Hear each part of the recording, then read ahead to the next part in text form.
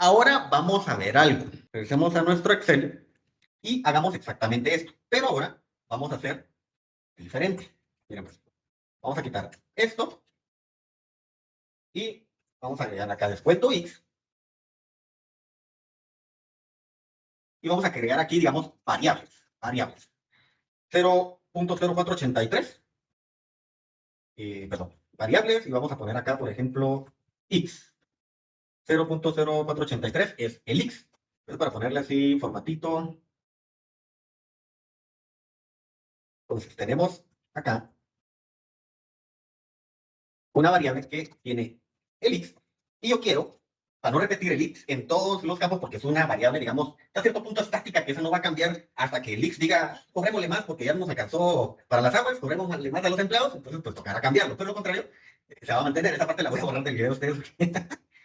Puedo dañar sus actividades. Entonces, en Excel lo que vamos a hacer es que vamos a seleccionar el salario. Si quieren voy a ampliar esto. Vamos a decir que el salario lo vamos a multiplicar por este valor. Y en Excel, para que este valor no se mueva, vamos a presionar F4 para ponerle los dólares. Estos dólares, ¿qué van a hacer?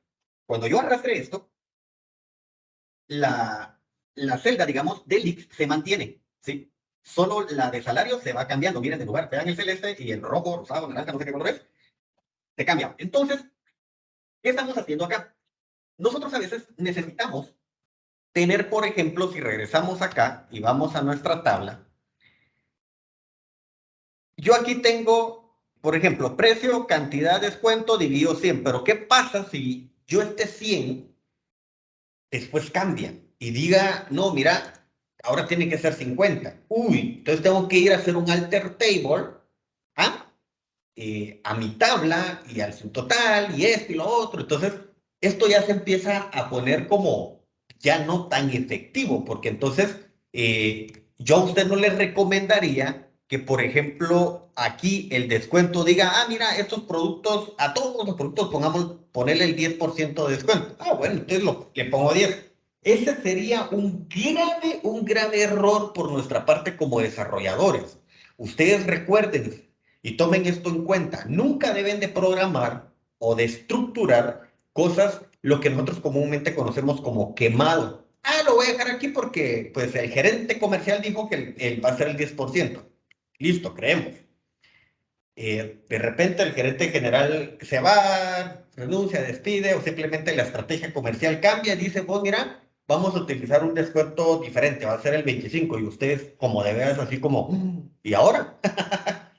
Yo tengo quemado el 10, usted no lo puedo cambiar, y dando pues ahí nuestras ceremonias tecnológicas argumentando del por qué nosotros no fuimos capaces de visualizar el futuro y la terminamos cantinfleando. Entonces, para evitar el tema de dejar temas quemados, uno de ellos, les pongo el ejemplo, es el tema del leads.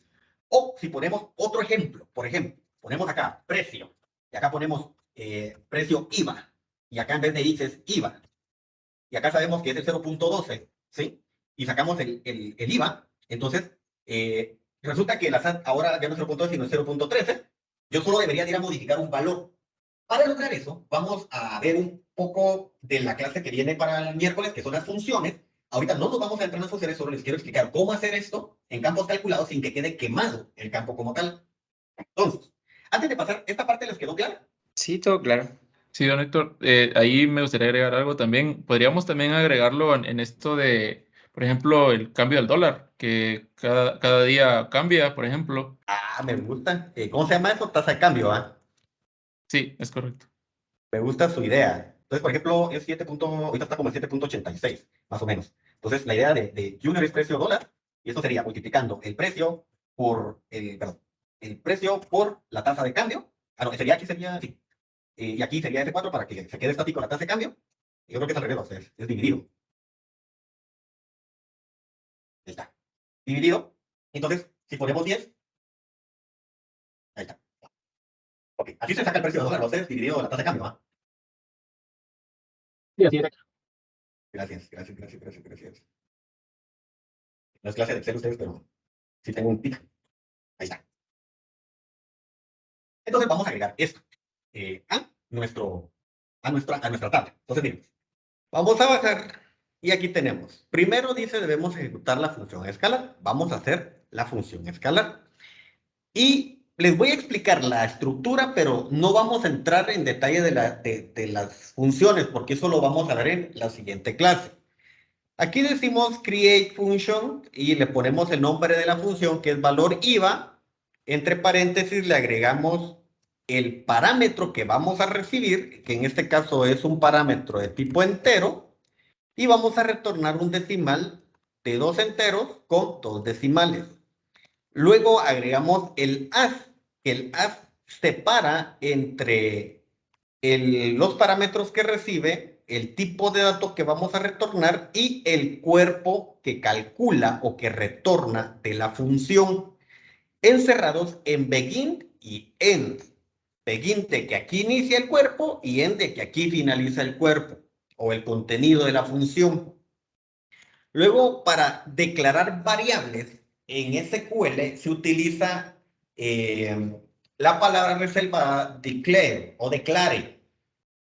Y cada variable en SQL, todas las variables en SQL inician con una arroba, como lo vemos exactamente aquí, seguido del nombre de mi variable, que utilizamos pues el tema de nuestra nomenclatura, camel case, el tipo de dato, que en este caso es decimal, 12,2. Así se declara una variable.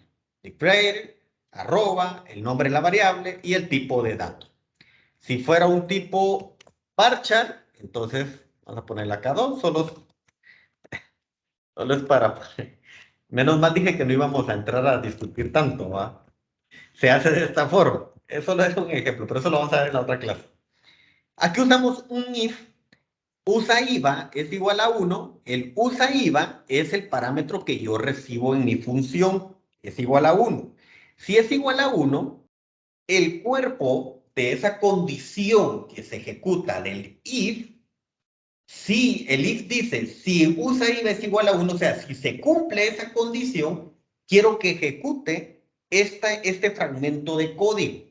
Si no se cumple que USA IVA es igual a 1, entonces quiero este else, que es entonces, o sea, lo contrario, quiero que ejecute este otro fragmento de código. Entonces, lo que estamos haciendo es que la variable que acabamos de declarar, que es declare, arroba valor retorno, decimal 12 de 2, le estamos seteando. Para setear valores en SQL, se inicia con la palabra reservada set. También se puede utilizar select, pero yo les recomiendo que para variables se utilice set. Tranquilos, en procedimientos almacenados van a ver la mezcla entre set, select y espero ahí pues que lleguen bien despiertos ustedes. Entonces, le decimos, voy a setear la variable valor retorno con el valor 0.12. Nada más eso hace. De lo contrario, si no es 1 la variable USA IVA, yo quiero que la variable valor retorno tenga 1.0. Y ya, de último, le digo que retorne mi variable que ya tiene el valor que yo necesito. No vamos a entrar en más detalles, solo quería explicar qué hace esta función. Prácticamente es que si yo le mando el 1, me va a retornar el porcentaje del IVA, que es este, 0.12, y si yo le mando un valor distinto a 1, simplemente me va a dar 1. Lo que me va a ayudar es que 2 por 1 es 2, o sea, no me va a afectar el resultado. Por eso es que mando 1. Hagamos el de tasa de cambio. Vamos aquí, tasa cambio, y vamos a mandar aquí por ejemplo, usa conversión. Conversión. Y aquí vamos a copiar este parámetro, lo vamos a pegar acá y le digo que si usa conversión es igual a 1, entonces yo voy a mandar aquí mi tasa de cambio, que sería 7.83. De lo contrario, le mando 1 para que siempre me retorne el mismo valor. Y listo. Entonces ya tenemos aquí mi función, la ejecutamos, la voy a guardar y le voy a poner, sería 03.02, función tasa cambio. Listo. Entonces ya tengo mi función de tasa cambio. Nos vamos acá y primero vamos a ver lo del IVA. Entonces yo le digo que voy a alterar la tabla de orden detalle y voy a agregar una columna que se llama precio con IVA que va a ser calculada. Y le voy a decir a las funciones debemos de llamarlas utilizando su esquema. Y como yo no estoy usando un esquema como el que vimos en clase anteriormente, yo tengo que utilizar el DBO porque ese es el esquema estándar. Esto lo vimos en la clase de esquemas. Entonces, agrego DBO punto valor IVA, que es mi valor IVA, abro paréntesis, le envío un 1, que sería acá, aquí recibiría el 1 y listo.